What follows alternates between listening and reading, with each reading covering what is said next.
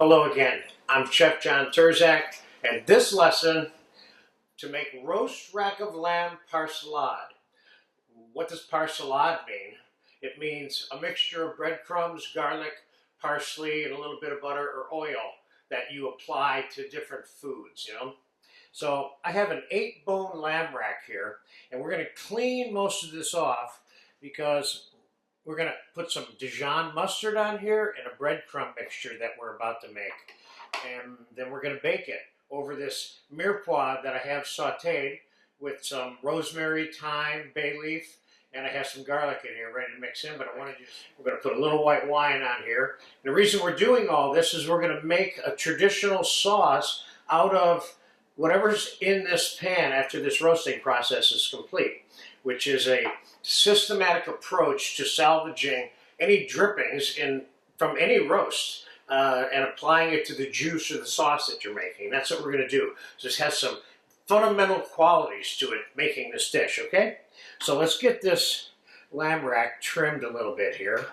We want this excess fat right here off. See, I'm cutting right along where the eye is. Take this off.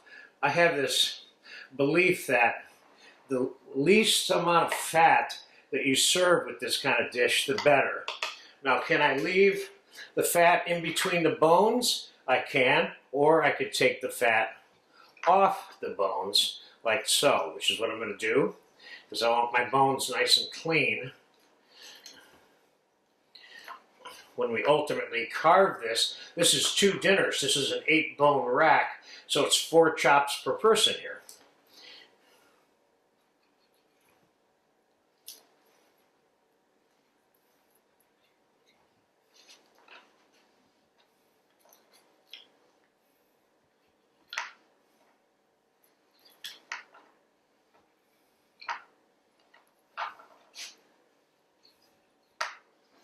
Okay. I could take a little bit of extra fat off these bones this way. All right, now this amount of fat I'm concerned with too. I don't want to have the person who's eating this have to battle between what's good and what's not good in each bite that they're cutting into. So I'm going to take all of this excess fat off of here.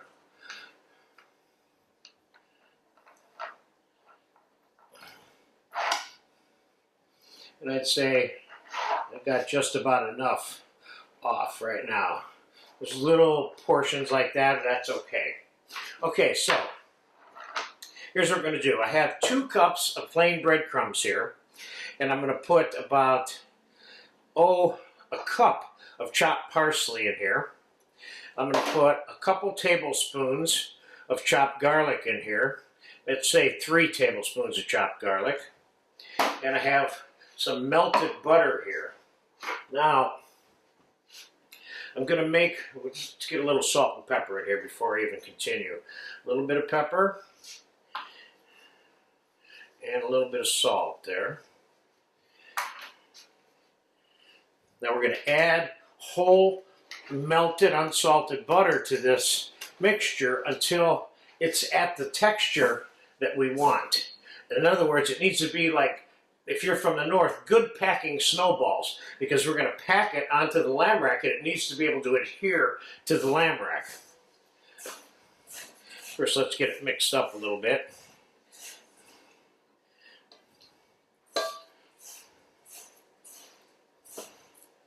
See, it's starting to get a little pasty. That's exactly what I want.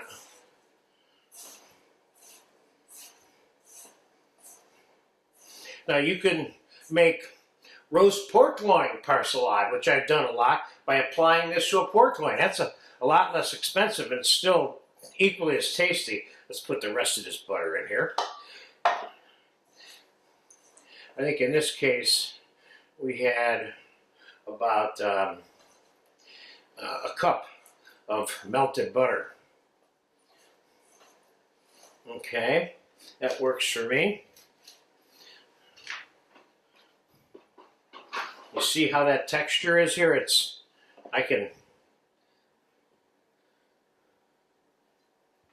just give that a taste just for fun.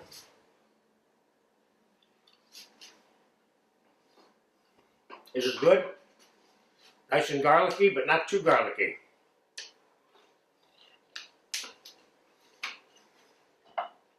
Okay, let's take this mixture that we have here and add a little bit of white wine to this pan. Not much, just enough to moisturize it during the roasting process at this point.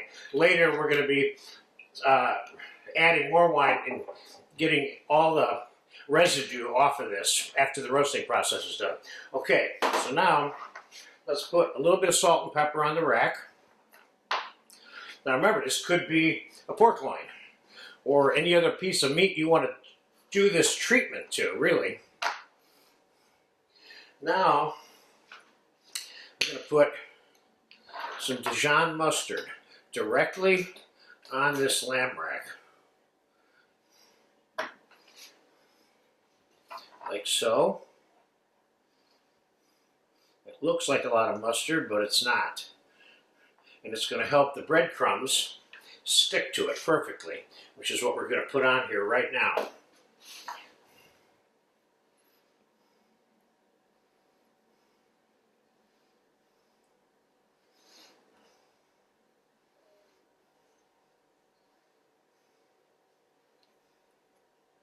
This Persillade mixture, by the way, you can keep it in your fridge and kind of use it for over a period of a couple of months if you want, and just temper it in the defrost cycle to get it back to the good packing state that this is now.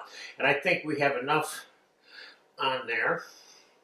You don't want to overload it, because in the final analysis, when we're slicing the lamb rack, when it's all done, if this is overpacked with the Persillade mixture, then it's going to have a tendency to fall off more when you're slicing it. So we're going to put this in a 175 to 225 degree oven. We want to cook this extremely slow so that the eye of the lamb rack is all one medium rare temperature when we're done. So let's get this in the oven. This is going to take probably a solid hour, if not more, at that temperature. Now, I could cook it at 300, but I would call that cooking it in a faster way than I need to. The slower you can cook this, if you think about it in terms of a miniature prime rib or something like that, the better off you're going to be. So we'll be back in about 45 minutes to check on it. Okay, that rack of lamb's been in there at 200 degrees for 2 hours. We're taking it out right now. I've been pushing it with my fingers and saying, okay, this is done. That's how I've been testing it. So let's pick this rack up, set it on this plate. I didn't add any moisture to this smear pot throughout any of the cooking, but it has whatever came out of that lamb is sitting in here. Now we're going to put this on a stove, and I'm going to throw some white wine on here so we can deglaze this. This is we're going to make a simple white wine demi brown sauce. Ain't going to take too much to deglaze that. It's about deglazed already. Okay, so now we're going to slide this up, and we're going to make the sauce in this pan. The first thing we're going to do is we're going to reduce this wine. This procedure that I am showing you right now is a very old world standard principle in salvaging any flavors that are left over from any roasting process where the food is either put on a rack or not put on a rack, where you're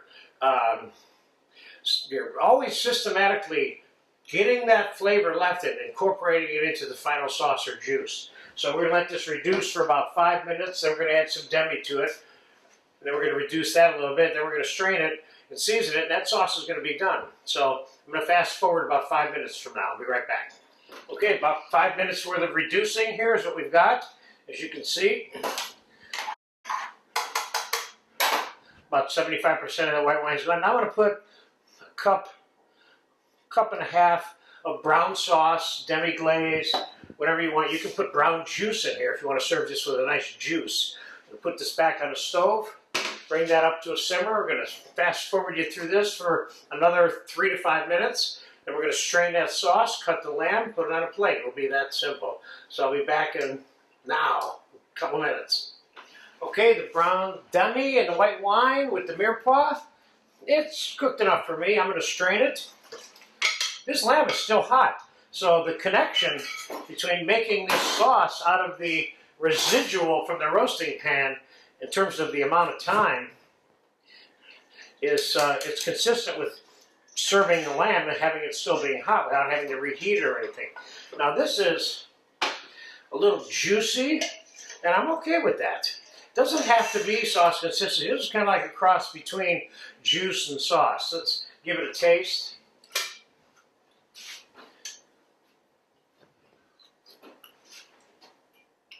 This tastes good. This needs a little bit of pepper. It needs a little bit of salt. And in this case, I think this needs a small pinch of sugar also. That rosemary sometimes has that, I'm not making this sauce sweet, by the way.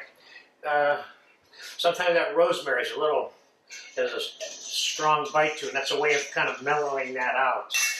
Let's taste that.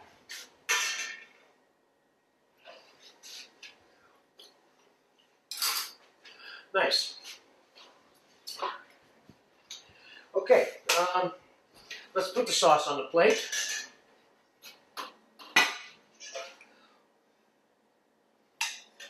I have enough exactly here for a couple of orders. I have enough for one more order here. We're going to put one on the plate here. So let's cut the lamb and see how it looks.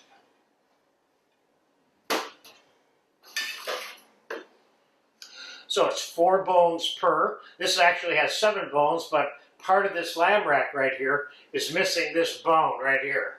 So I'm going to cut this in half carefully because I want to keep the breadcrumbs on the lamb rack. How does that look?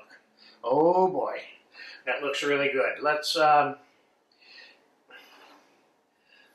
cut this carefully because we want to keep the breadcrumbs intact here.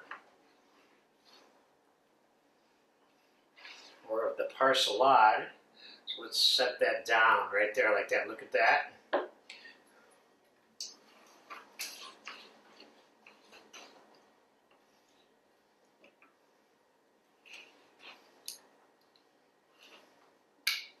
Probably should be using my French knife for this, but I like this roast knife a lot. Here, where's my French knife at? Run it into a little piece of bone there. There you go.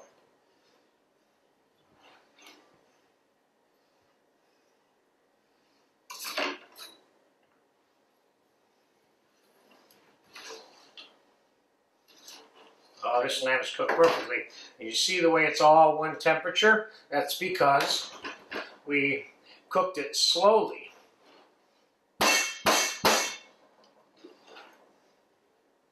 Now you could say that that's one dinner right there, but if this was me eating this, I would want this other, at least one of these small pieces from this end here, mixed into that. There you go.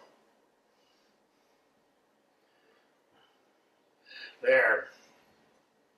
This is a nice rack of lamb dinner.